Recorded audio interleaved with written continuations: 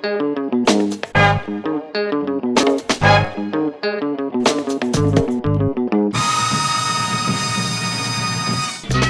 and I teach together at the Syracuse MFA program, and we've become friends as writers and as colleagues and as teachers. I think everybody knows her as this great memoirist and as a poet, but she also has this life as an excellent teacher, and she teaches this legendary class on memoir. So I guess with a memoir, the crucial thing to me is that it has an authenticity to it and complexity, and this is something Mary gets at in the book, which is that you have to implicate yourself.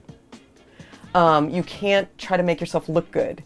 You have to tell the truth about yourself, and if you were abused, it wasn't always an everyday. You know, there were some days when this person was nice to you, and that you can't be afraid to make things complicated. You want to see the person showing you their role in things so that you trust them, that they're telling you the truth, because most human behavior is complex. It's not good guys and bad guys. And so I think Mary is really adamant about that. And the memoirs that she chooses to look at in the book are complex and brave. You can feel it in your body when she writes. It's that tactileness that you get from Mary's writing that's so exciting. And she does talk a lot in the book about your relationship to the things you fear. So one of the things, some of the exercises are about thinking about the things that you're scared of, and why, you know, and sometimes we don't know. And that is where the self-inquiry comes in, and that inventory of your experiences, and where did you take this turn and not another? The thing that you want to hide is the thing that you have to actually go to, and she teaches you to be, in the book, teaches you to be brave on the page and expose your vulnerability and make that your strength, really. And I think that this is true with fiction as well, is that you have to believe that whatever your particularities are, and I think it comes out in voice and language, but also in the experience of your life, the details of your life that you're trying to remember or trying to recreate on the page. You have to trust that people will recognize the humanity in that, even if they don't have those same experiences. And I think that's true. I think that you don't want to move towards the general. You want to move toward the specific, and you want to move toward the complex. And that's the thing that people recognize as real when they're reading. And that's where the stakes are. You sort of see, oh, this is a real human story. And then and that's what we call relating to the character, right? Where we understand them to be human. It's not that we've had the same experiences, but we understand that they're human and flawed, just like we are. To inhabit yourself and see things from your specific point of view with your specific experiences is going to be interesting to someone else, and you have to trust that, rather than pretending that you're, someone you're not. And I think that's true in her books. You can feel the truth of them, and that makes her have authority. The thing that the book also stresses, and I think this is really true with fiction as well as memoir, is having high stakes, having emotional stakes that you set up. And I think these are structural things, but these are also that she pinpoints, but that you kind of start at the end. To a certain extent, you sort of start with the outcome, and then you go back and you find out how the person got there. So you understand what was at stake for them. And I think that's an interesting way to look at it. It made me think in a different way about memoir, because whoever's writing the memoir has survived, right? So there's almost built-in emotional stakes right there. They're living to tell the story, and they ended up okay because look, they wrote this book. And so the journey of how you end up in a weird kind of way, that's interesting to me. And it's, of course, it's different with novel writing, which is what I do, but not so different. And she's very generous as a teacher. She shows you how she came to it, the mistakes she made.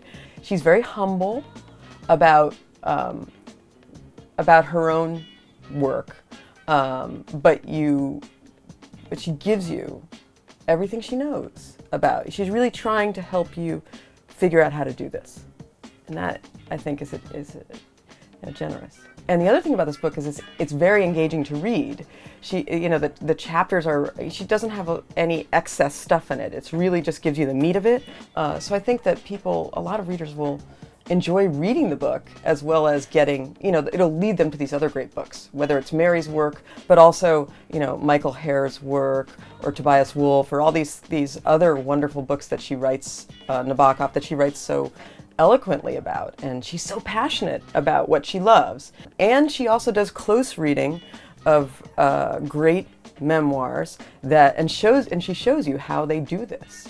So I think not only would it be interesting for somebody who wants to write a memoir or even just write, it will make you a better reader. She's showing you in great detail why it is that they're great. The book teaches you how to read the way a writer reads, which I think will make everyone enjoy reading more and be a better reader when you're thinking about not just what the story is, but how it's told. Mary's close reading, where she takes it apart sentence by sentence, you really start to go deep into these books and see the art of them. And they're not just somebody just expressing themselves. They're something that's created and so I think you become a much deeper reader through the book.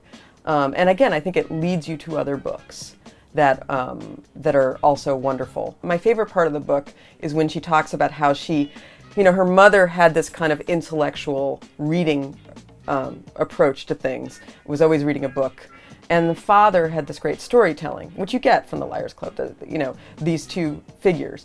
And how Mary really synthesizes those things in her own voice, right? Where she realized that she couldn't just be the intellectual, she also had to have this, down-home storytelling Texas thing going. And finding both of those things was, is really where she became unique, or she had this, what we now think of as Mary's voice, and that's really who she was. And to the point where she tried to hide her her sort of Texas side, she would never succeed. And she also can't eliminate the intellectual, because she is intellectual too. So it's that combination. And so her discovery of that, which is interestingly located in her parents, I think is so fascinating to read. Any writer's journey, a really good writer, when they tell you how they figured out their voice, or how they figured out how their approach is in something they're writing, you can't help but learn from that. In the book, she covers not just how to write memoir, but how to be a better writer in general, which will be about being more specific, about being more carnal in terms of, and finding your voice. She's very good at all of that, which is applicable to fiction and nonfiction and all kinds of writing. But beyond that, she does a lot of things about how to locate your memories, how to do this kind of interior work so you can recreate things. And I think that also helps all kinds of writing. There are so many decisions a memoirist is making about what to include and what not to include, and what point of view they want to do, and where they start and where they finish. Some writing books are sort of like you think of John Garner. If you're not a genius, you can't do this, is essentially what he says. Don't even try unless you've done all this. And I think Mary has the attitude in her book, which is that this is going to probably make you a better person, even if you never get to the great memoir. You know what I mean? You're not going to harm yourself by doing this. It's really about self-inquiry. To being rigorous about your past life is not a bad thing. Someone who's interested in memoir is going to get a lot of practical advice. Someone who's interested in writing in general, fiction or nonfiction, you will learn a lot about how to make strong, muscular, intense writing.